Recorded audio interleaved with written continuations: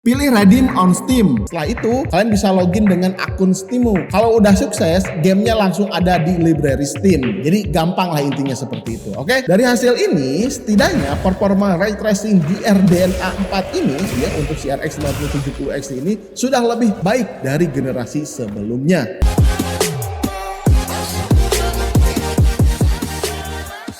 Assalamualaikum teman-teman, saya Randy Adha, sekilas IT, beli game dapat GPU. Wah mantap ya, ASRock kembali merilis GPU RX 9070 XT Special Edition Monster Hunter Wilds ya. Nah ini di paket pembeliannya nanti ada kartu seperti ini. Nanti di belakangnya ada kode untuk bisa di-redeem ya. Ini tuh ditukar paling lambat 31 Desember 2025. Cara redeemnya tuh gampang banget. Kalian tinggal masuk ke web AMD Rewards ya, lalu di sana kalian register claim reward ya, tinggal klik aja dengan cara masukkan kode yang ada di belakang ini. Jadi nanti digosok gitu ya. Terus nanti ikutin aja langkahnya, ada to cart ya, lalu pilih yang order, tulis di situ kamu tuh belinya di toko apa. Tinggal di next aja sampai ada menu my reward ya. Pilih redeem on Steam. Setelah itu kalian bisa login dengan akun Steammu. Kalau udah sukses, gamenya langsung ada di library Steam. Jadi gampang lah intinya seperti itu. Oke? Di sini saya akan langsung atau fokus aja ke GPU ASRock RX 9070 XT Special Edition ini.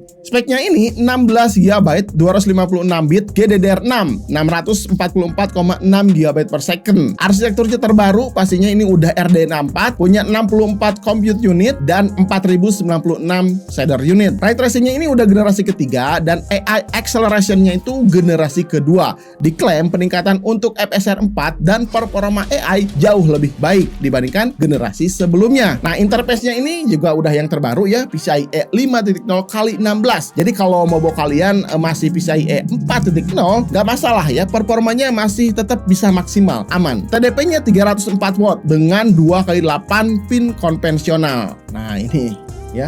Rekomendasi power supply-nya di sini 700 watt. Terus untuk outputnya ada 1 kali HDMI 2.1, 3 kali DisplayPort 2.1a. Oke, kita lihat penampakan si GPU-nya. Ini bernuansa Monster Hunters-nya ya. Wah, warnanya juga ya abu-abu kayak gini ya. Depan belakang ini sama ya. Kalian bisa lihat ini heatsink-nya ini ya memang nggak terlalu padat-padat banget ya. Ini dilengkapi dengan 7 heat pipe sekaligus jadi copper base yang bersentuhan dengan plat nikel ke chipnya ya, sehingga bisa lebih cepat menarik panas. Dan itu juga dibantu oleh 3 fan yang rancangannya tuh memang didesain untuk meningkatkan aliran udara jauh lebih besar. Walaupun nanti ini bisa menarik sampai 300 watt ya, tetap bakalan adem. Nanti kita akan buktikan ya apakah beneran adem ya 304 watt ini ketika di pengujian game. Nah, kita akan tes aja nanti. Oh ya teman-teman, di sini juga ada switch untuk on off LED-nya ya. Yang suka RGB ya tinggal diaktifkan aja. Kalau misalkan nggak suka bisa langsung dimatikan.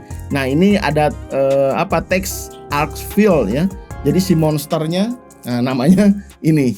Lanjut untuk driver adrenalinnya, di sini saya pakai yang terakhir ya, 25.10.2 untuk Windows 11. Ini cukup normal, saya nggak nemu hal-hal yang aneh. Cuman yang saya nggak ngeh aja, sekarang ada opsi profile yang secara default masuk ke profile performa plus echo. Nah, sebetulnya ini bagus ya. Jadi pas main game tuh FPS bisa dilimit ke 60 sehingga nggak terlalu boros.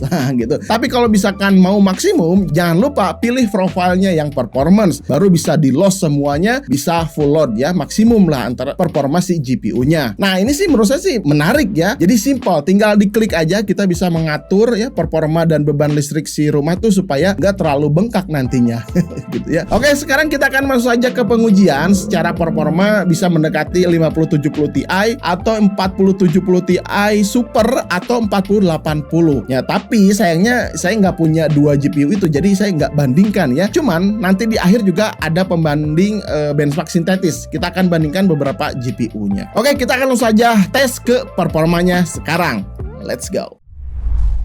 Oke, sistem yang saya pakai di sini menggunakan Ryzen 7 7700X, motherboardnya ASRock B850 Challenger Wi-Fi 7. Untuk memori RAM saya pakai Cleve 2x16 GB 6400 MHz ya, DDR5 pastinya. Dan untuk power supply saya pakai XPG Core Reactor 2 750 watt dengan sertifikasinya Gold. Oke, ini pengujian pertama gamenya yang pastinya Monster Hunter Wells ya, hadiah dari si GPU-nya ya. Resolusi 1440p, presetnya rata kanan, FSR on. Ini gila banget teman-teman. Seru ya game ini tuh. Efek dari pukulan senjata ke momonnya tuh kerasa nagih. Walaupun menurut saya sih agak delay hitnya, tapi kalau udah terbiasa lama-lama main jadi nggak masalah, enak-enak aja ya. Urusan FPS di sini nggak diragukan lagi, 130 sampai 170-an FPS. Wah, keren. Pokoknya betah kalau misalkan kalian suka game kayak gini. Game kedua Cyberpunk, resolusi sama ya, 1440p, presetnya high. Game ini udah support frame generation. Coba saya bandingkan aja ya, di sebelah kiri benchmark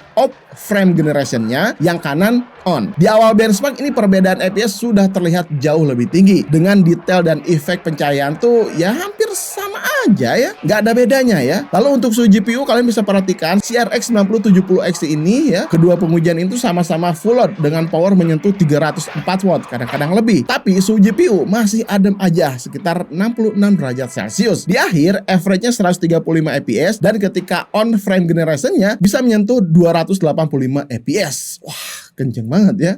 Game ketiga Delta Force. Pertama resolusinya 1440p aja. Ini presetnya paling rata kanan ultimate. GPU udah berjalan full load 100%. TDP-nya juga udah menyentuh 304 watt, kadang-kadang bisa lebih juga ya. FPS yang didapat sangat tinggi sekali, 220 sampai 240-an fps. Lalu saya naikkan resolusinya ke 4K. Gambar di sini makin tajam, makin detail ya. Musuh jarak jauh masih terlihat jelas. Nah, ini kelebihan resolusi tinggi ya. Bisa nembak jarak jauh. Bisa GPU juga udah sama 100%-an, suhunya masih adem 65, 66 derajat Celcius, aman lah ya. FPS juga masih sangat playable di 120-an fps. Game keempat Marvel Rifle, 1440p, presetnya ultimate, FSR on. Di sebelah kiri rata-rata FPS-nya di 110-an fps dan yang di kanan diaktifkan frame generation-nya. Nah, kalian bisa lihat nih ya perbedaannya. Yang frame generation-nya aktif bisa nyampe 160 sampai 190-an fps. Ya jauh lah pokoknya ya FPS perbedaannya. Dengan detail dan ketajaman tuh hampir sama, tidak terlihat perbedaannya. Salah satu keunggulan jika GPU yang udah support frame generation ya, ditambah RX 9000 series ini tuh sudah mendukung FSR 4, jadi bisa meningkatkan FPS secara gratis. Ya intinya gitu ya. Oke, di sini benchmark tambahan aja. Kebetulan masih ada skor sintetis Fire Strike ya. Grafik skor RX 9070 XT di sini mendapatkan 66.149 poin, hampir mendekati RTX 4080.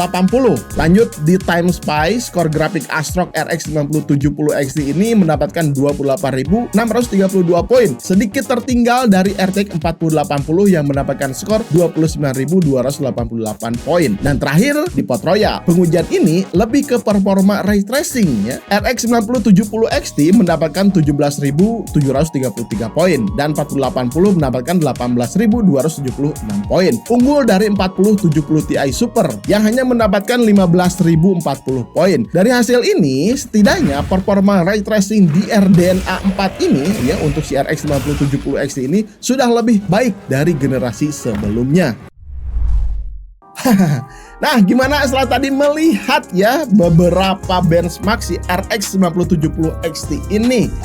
Kesimpulannya sih menurut saya sih dengan harga 14 juta atau 13,9 ketika saya lihat di e-commerce ya, ini tuh punya teknologi yang baru ya, RDNA 4, terus ray tracingnya udah generasi ketiga juga. Ini membawa pengaruh positif untuk mengejar kecanggihan kompetitornya pastinya ya. Nilai plus juga ya, desain Monster Hunter Swells ini tuh jadi pembeda karena ini ya limited edition plus bonus yang harga gamenya 800 ribuan. Ya ini lumayan juga gitu ya. Kalau urusan performa saya rasa ini cocok untuk main game di atas 1440p atau 4K lah ya. Terbukti game-game berat tadi ya mendapatkan FPS yang tinggi, apalagi ketika ada FSR plus frame generation diaktifkan. Wah bener, FPS tuh langsung meningkat jauh lebih tinggi. Urusan suhu di sini saya nggak khawatir ya dengan teknologi modern. Nah, terus ada 3 fan juga di sini membuat si GPU ini tuh sepanjang pengujian saya tadi ya suhunya terpantau adem. Paling yang perlu diperhatikan ya kita harus pakai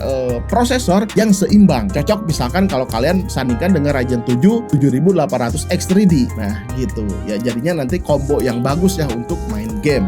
Terakhir untuk software si driver ya untuk GPU Radeon ini saya nggak nemu hal-hal yang aneh lah ya, semuanya berjalan normal. Biasanya kalau misalkan GPU baru dengan software baru suka ada aja bugnya, tapi ini aman kok, alhamdulillah. Jadi pengujiannya cukup lancar. Terus fitur-fitur yang dihadirkan juga di Adrenalin yang baru ini tuh cukup memuaskan, cukup lengkap juga lah ya untuk kalian yang pertama kali menggunakan software dari Adrenalin ini, menggunakan GPU ini, easy use lah ya. Jadi gampang untuk digunakan, intinya seperti itulah. Oke, gitu aja teman-teman. Mudah-mudahan video ini bisa bermanfaat. Gimana menurut kalian tentang si RX 9070 XT Special Edition ini? Kira-kira worth it dengan harga segitu? Kalau enggak atau worth it, silahkan tinggalkan saja di kolom komentar.